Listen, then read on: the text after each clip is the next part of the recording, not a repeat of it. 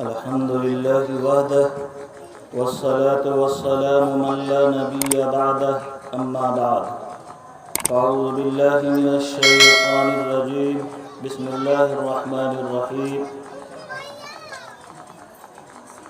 يا أيها الذين آمنوا اتقوا الله حق تقاته ولا تموتن إلا وأنتم مسلمون وقال النبي صلى الله عليه وسلم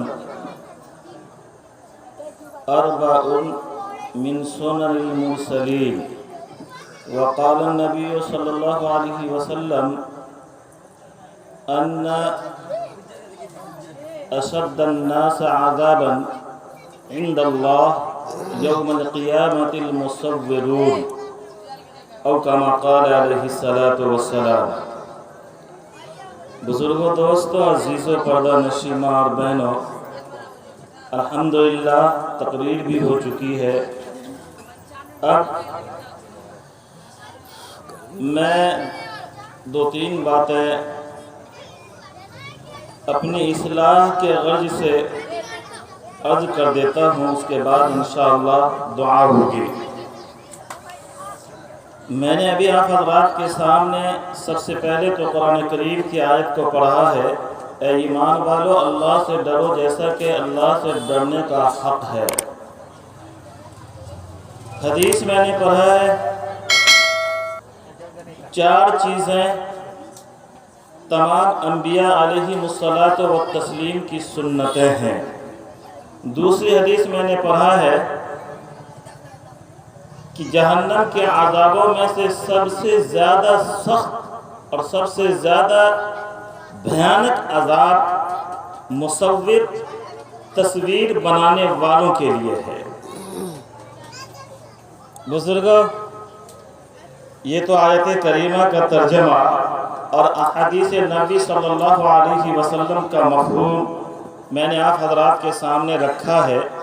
جس مجلس میں ہم لوگ شریک ہیں، یہ نکاح، کل نکاح ہونے والا ہے، شادی کی مجلس ہے، اس کی نسبت شادی کی طرف ہے۔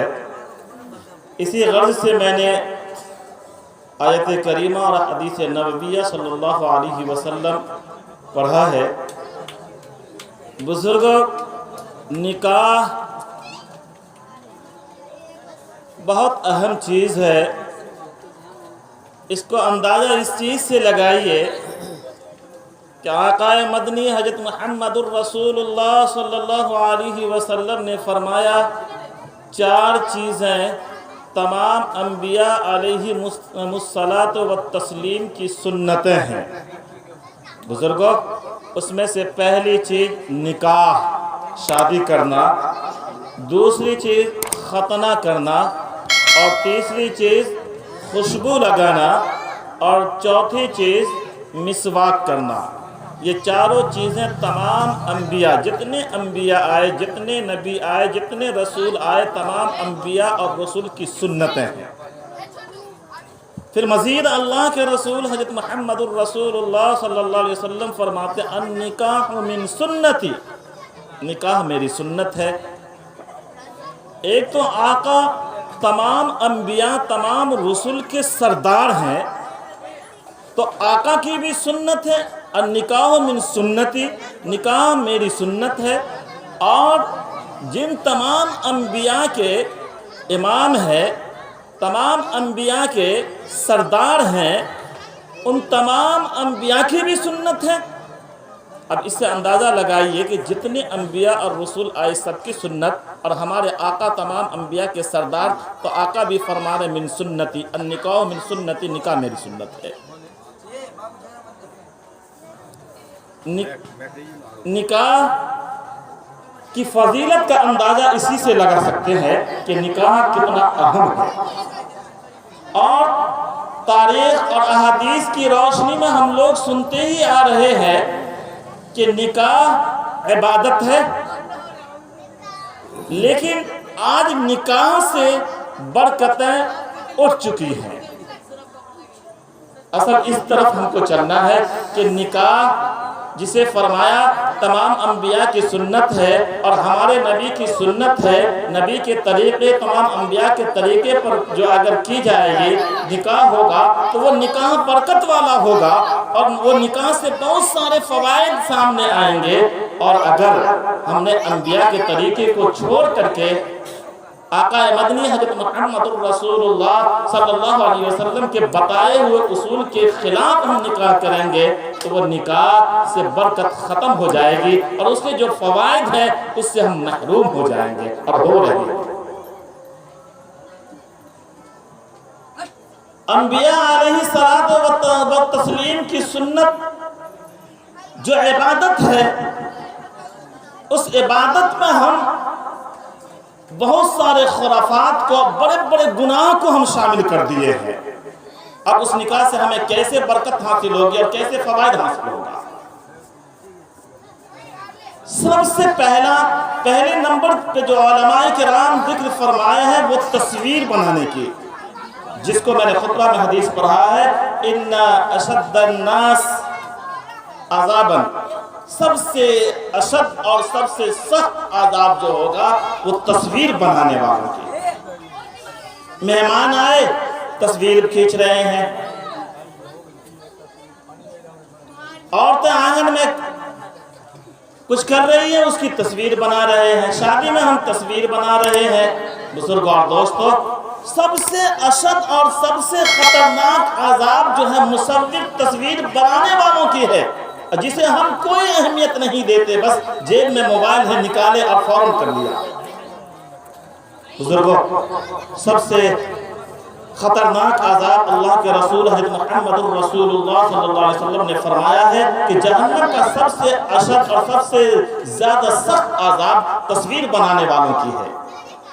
اور پھر آپ صلی اللہ علیہ وسلم دوسری حدیث میں بیان فرماتے ہیں کہ جہنم کا ادنا عذاب، چھوٹا عذاب، ہلکا عذاب یہ ہے کہ جہنم سے تپتی ہوئی دو جوتیوں کو نکالا جائے گا اور گنہگار کو جو جہنمی ہے ان کے پاؤں میں پہنایا جائے گا۔ وہ تپتی ہوئی آگ کی وجہ سے، جس طرح ہم چولہے پہ ہانڈی چڑھاتے ہیں، کھانا بناتے ہیں اور اس میں جو ابلنے کی آواز پیدا ہوتی ہے، ایسے ہی اس کی سر کے ہانڈی سے سر سے آواز پیدا ہوگی، اس کا سر کا بھیجا کھولنے لگے گا اور پورے جسم کا تذکرہ کہ اس سے تمام سر سے تمام اعضاء جڑے ہوئے ہیں، اس کے پیٹ کے جو ہے نصوص اور اس کے آنت وغیرہ سب سے آگ نکلے گی۔ یہ ادنا عذاب کو ذکر کیا گیا ہے اور فرمایا صلی اللہ علیہ وسلم نے کہ سب سے سخت عذاب، بڑا عذاب جو ہے وہ تصویر کھینچنے والوں کی ہوگی۔ ادنا عذاب کا تو یہ حال ہے کہ پاؤں میں آگ کی جوتی پہنائی جائے گی اور اسی میں اس کا سر جو ہانڈی کی طرح ابلنا شروع ہو جائے گا، اور سخت عذاب کا کیا عالم ہوگا اندازہ کیجیے۔ اور مزید اللہ کے رسول حضرت محمد الرسول اللہ صلی اللہ علیہ وسلم نے فرمایا، حدیث کا خلاصہ ہے کہ اللہ رب العزت وہ تصویر بنانے والے کے نام اعمال میں جو لکھے ہوئے ہوں گے کہ اتنی تصویر بنائے ہیں، اتنے آدمی کے جو فوٹو لیے ہیں، تو بزرگوں اور دوستو اللہ رب العزت جتنے فوٹو وہ لیا ہے سب کا مجسمہ بنائے گا اور تمام کو مجسمہ بنانے کے اوپر اس کے اوپر مسلط کر دے گا کہ تم اسے عذاب دیتے رہو، اسے پیٹتے رہو۔ اب ایک بنایا ہو، دو بنایا ہو، 10 بنایا ہو، 50 بنایا ہو، اتنے مجسمے اللہ بنا کر کے اس کے لیے عذاب کے طور پر مسلط کر دیا جائے گا کہ تم اس کی دھلائی کرو۔ اور اللہ تعالیٰ مصور سے اتنے ناراض ہوتے ہیں، تصویر کھینچنے والوں سے، کہ اللہ تعالیٰ ناراضگی کے حالت میں بلائیں گے مصور کو اور جتنی تصویر کھینچے ہوئے ہوں گے سب کو سامنے رکھیں گے اور سامنے رکھ کر کے کہیں گے کہ اے تم نے اس کی تصویر لی ہے، ناک کان اعضاء جوارے سب کچھ کو سامنے لایا، تو اب تم اس میں روح بھی ڈالو، جان ڈالو۔ وہ شخص پریشان ہو جائے گا، کیسے وہ اس میں جان ڈال سکتا ہے؟ ہماری شادی بیاہ میں یہ تصویر کھینچنے کے جو ہے رواج عام ہے۔ ڈرو بھائیو، ہم بچیں اس سے، اللہ کے یہاں وہ سخت عذاب ہوگا۔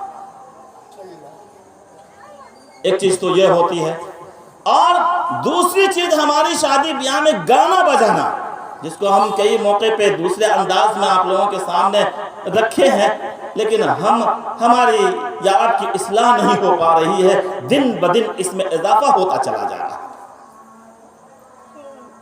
ایک تو ہمارے گھر کی عورتیں اپنے انداز میں گاتی ہے، اور وہ گانا بھی فحش، ایسا فحش، کسی کو گالی دے رہی ہے، جہاں شادی ہو رہی ہے اس کی نسبت سے گالی دے رہی ہے، گھر میں جو ایسے ہیں دیور ہیں یا اور دیگر ہے اس کو گالیاں دے رہی ہے۔ یہ تمام چیزیں گانا میں شامل ہے، جس کے لیے سخت عذاب آگے تذکرہ ہوگا۔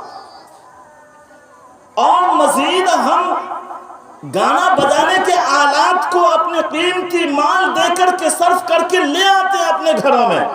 اللہ تعالیٰ فرماتے ہیں وَمِنَ النَّاسِ مَن يَشْتَرِي لَهْوَ الْحَدِيثِ لِيُضِلَّ عَن سَبِيلِ اللَّهِ بِغَيْرِ عِلْمٍ وَيَتَّخِذُهَا هُزُوًا أُولَٰئِكَ لَهُمْ عَذَابٌ مُهِينٌ۔ اور بھی آگے اس کا تذکرہ ہے کہ ان کے لیے دکھ دینے والا عذاب۔ تین چیزیں ہیں، ایک تو گانا اس کا عذاب الگ، دوسرا گانا بجانے کے آلات کو استعمال کرنا اس کا گناہ الگ، اور تیسرا ناچنا اس کا گناہ الگ۔ یہ تین گناہ ایک ساتھ ہوتے ہیں یہ گانا بجانے کے آلات لانے میں۔ گانا بجا رہے ہیں اس کا گناہ الگ ہے، اس آلات کو جو ہم لائیں پیسہ دے کر کے اس کے گناہ الگ ہے، اور اس پہ پھر مرد ناچے یا عورتیں ناچے۔ ہر معاشرہ، ہر ایمان والے اور ایمان والیاں جب رات کے سناٹا ہوتا ہے تو کم آواز میں میرے آنگن میں لگا دو، ہم ناچیں گے، ہماری ماں اور بہنیں ناچتی ہیں۔ یاد رکھیے میری ماں اور بہنوں، اللہ کے رسول حضرت محمد الرسول اللہ صلی اللہ علیہ وسلم نے فرمایا ایسے لوگوں کے لیے دکھ دینے والا عذاب ہے۔ اور مستقل ایک حدیث آ رہی ہے آگے، اس آیت کریمہ کو جس کو میں نے پڑھا ہے، اس کی شان نزول کو ہمیشہ ہم بیان کرتے ہیں، مختصر سن لیجئے۔ ایک شخص تھے عرب میں جو تاجر تھے بہت بڑے، وہ جب نبی کریم صلی اللہ علیہ وسلم قوم سمود، قوم عاد اور دیگر قوم کے عذاب کو سامنے رکھ کر کے لوگوں کو ایمان کی دعوت دیتے کہ دیکھو ان کی ہلاکت ہوئی، انہوں نے نبی کی بات نہیں مانی تو ان کے لیے یہ عذاب آیا، ان کے لیے یہ عذاب آیا، وہ ایسے ہلاک ہوئے، وہ ایسے ہلاک ہوئے۔ تو وہ شخص جو تاجر تھا نضر بن حارث، وہ تمام کفار مشرکین میں تھوڑا زیادہ پیسہ والا تاجر تھا، اچھا تاجر تھا۔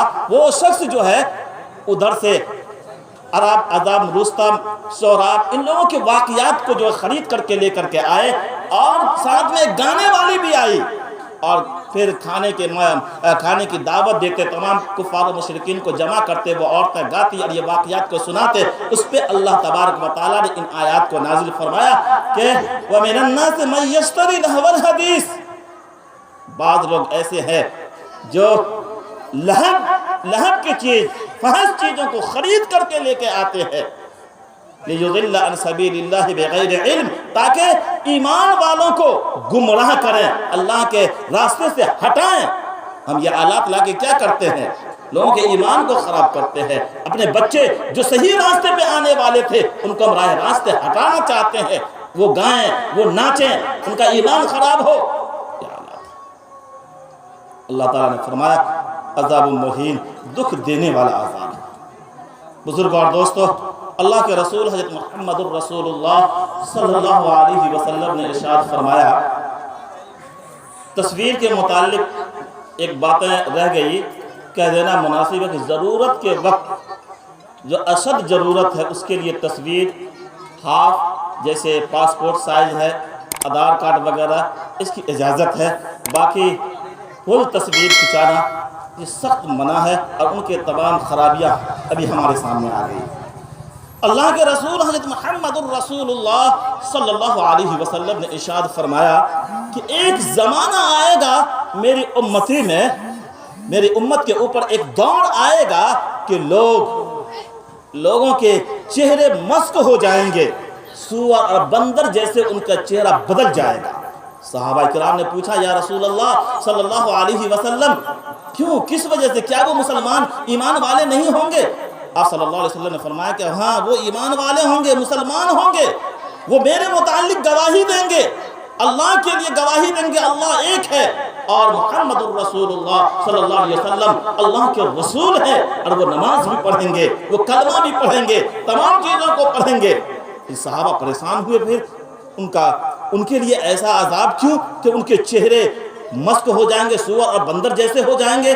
آپ صلی اللہ علیہ وسلم نے فرمایا کہ وہ گانا بجانے کے عاشق ہو جائیں گے، دیوانہ ہو جائیں گے، اور گانا بجانے کے آلات کو جو ہے اپنا قیمتی مال صرف کر کے جو ہے لائیں گے، اس کے عاشق ہو جائیں گے، اس کے دیوانے ہو جائیں گے۔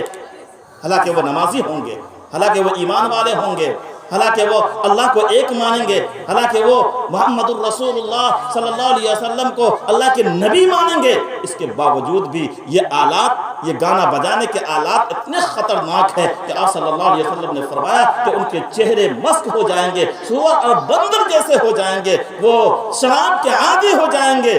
ایسے لوگ جو نماز بھی پڑھتے ہیں، اللہ کو بھی مانتے ہیں، مسلمان بھی ہے، گانا بجانا بھی کرتے ہیں، اس کے عاشق بھی ہے، شراب بھی پیتے ہیں، ان لوگوں کا یہ حال ہوگا، ایک دور آئے گا۔ بزرگوں اور دوستوں، صحابہ آپ صلی اللہ علیہ وسلم کے نکاح ہمارے سامنے ہے، صحابہ کے نکاح ہمارے سامنے ہے، تابعین کے نکاح ہمارے سامنے ہے، ہمیشہ ہم سنتے ہی رہتے ہیں، لیکن نوجوانوں ہم سن کے انسنی کر رہے ہیں، ہمارا حال کیا ہوگا ہم خود سوچ لیں۔ سادگی کے ساتھ نکاح، ایسی سادگی، صحابہ بھیج رہے ہیں کہ جاؤ میرے نکاح کے بات کر کے آؤ، اندر جا کے خود نکاح کر کے آتے ہیں، باہر والے کو بھی پتا نہیں، اتنی سادگی۔ آقا مدنی وہ اپنے وقت کے بادشاہ ہیں، بادشاہوں کے بادشاہ ہیں، صحابہ کو پوچھ رہے ہیں کہ تمہارے جسم پر یہ نشانات کیسے ہیں؟ یا رسول اللہ ہم نے نکاح کیا۔ آپ صلی اللہ علیہ وسلم کو بھی خبر دی کہ ٹھیک ہے، برکت کی دعا دیا، فرمایا کہ ولیمہ کر لینا۔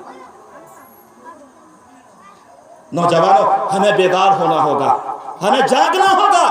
ہم نوجوان ہیں، ہماری شادی باقی ہے یا ہمارے گھروں میں شادی باقی ہے، ہمیں ان سب چیزوں کو روکنا ہوگا، نہیں تو ہم بھی ذمہ دار ہیں۔ معاشرے میں جتنی بگاڑ ہے، اگر ہمارے اندر طاقت ہے تو ہم ہاتھ سے روکیں، اسے زبردستی روکیں، اور اگر اس کی طاقت نہیں ہے تو دل سے ہم نکیر کریں، کم سے کم وہ بھی نہیں کرتے، ساتھ دیتے ہیں، چلو لے آؤ، اتنے دن کا پہلے آئے گا گانا بجانا، اتنے دن ایسا ہوگا، اتنے دن ایسا ہوگا۔